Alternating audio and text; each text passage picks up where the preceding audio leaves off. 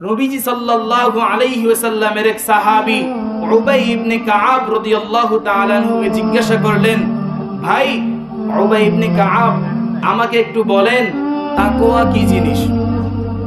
উবাই ইবনে কাআব রাদিয়াল্লাহু তাআলা আনহু ডাইরেক্ট তাকওয়ার জবাব না দিয়া একটু ঘুরাইয়া পেঁচাইয়া ওমর রাদিয়াল্লাহু তাআলা আনহুকে জবাব দিলেন। উবাই ইবনে কাআব ওমর রাদিয়াল্লাহু তাআলা আনহুকে ডাইকা বলে, হযরত, হে ওমরে ফারুক, আপনি কি দুনিয়াতে কোনো কাঁটাযুক্ত রাস্তা দিয়ে হাইটা হাইটা গেছেননি? ওমরে ফারুক রাদিয়াল্লাহু তাআলা আনহু বলেন, ভাই উবাই ইবনে কাআব, হ্যাঁ আমি কাঁটাযুক্ত রাস্তা দিয়ে গেছি। ওমরে ফারুককে উবাই ইবনে কাআব বলে, হে ওমর, আপনি যখন কাঁটাযুক্ত রাস্তা দিয়ে যান তখন আপনি আপনার কাপড়গুলোকে কিভাবে হেফাজত করেন?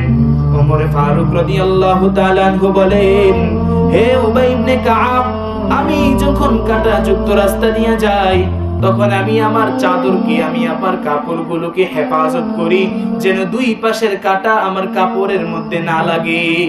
উবাই ইবনে কাআব ওমরে ফারুক রাদিয়াল্লাহু তাআলা আনহুকে ডাইকা বলেন, ওমর, এটার নামই হলো তাকওয়া।